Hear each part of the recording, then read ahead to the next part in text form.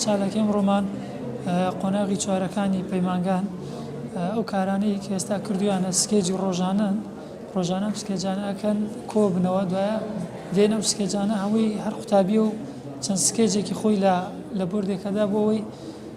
قوتابیەکانی پاشە خۆیان قۆناغی سەیەکان دووەکان یەکەم بۆی ئەوانیش هان بدەین بۆی بتوان ئیش بکەن و کار بکەن و بزان کە ئێمە گرنگیان پێدەین.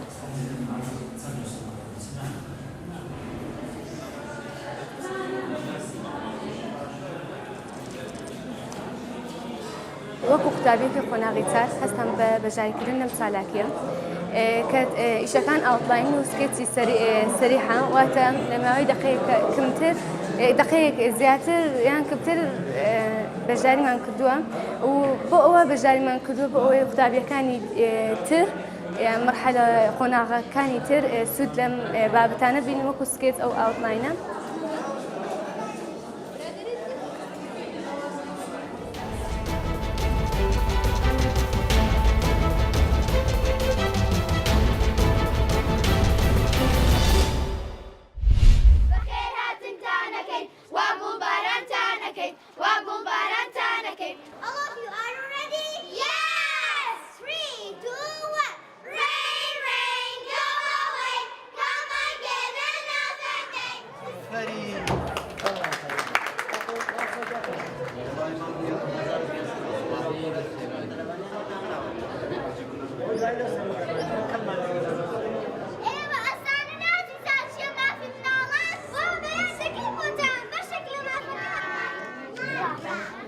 ئێمە لە قوتابخانەی باینە مامۆستاکان هەڵساون بە دروستکردنی پێشەنگایەکی هونەری و زانستی و هیوادارم ئەوانەی کە ئەیانەوێت لە بواری هونەریان پێشکەون هیوادارم ئەو پێشەنگانە بکەنەوە و بەخێر بێن بۆ ئەم پێشەنگایە.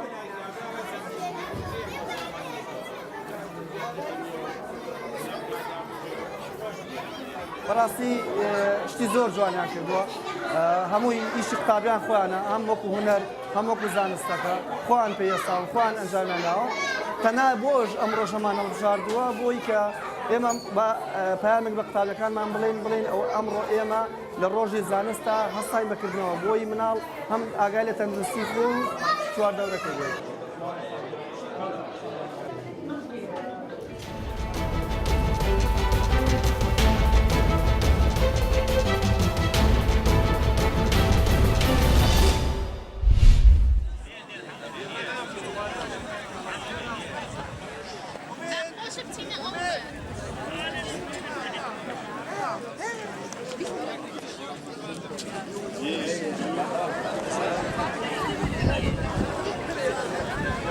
هەر بۆ نێشکۆ بووینێتەوە لێرە کە یادێک بکەین لەو قارەمانە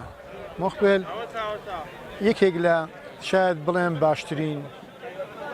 کوونەوەردانی ئێران بوو نەتەنها بڵم هی ناوچەی خۆمانەوەکان ئەو بەیسەلا پلەی تەڕەقی تێی بکە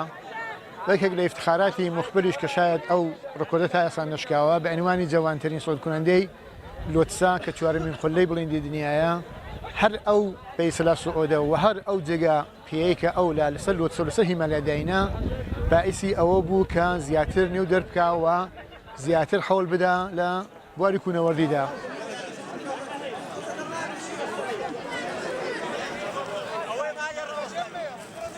ئەمڕۆ ساڵیادی مۆقبلی هونەرپژوە یەکە لە کوونەوەردە گەورەکانی کوردستان بەداخەوە لە بەردەزەرد وەکاری فەنی کە کار مەشغوڵی کار بوو کەوتە خوارێ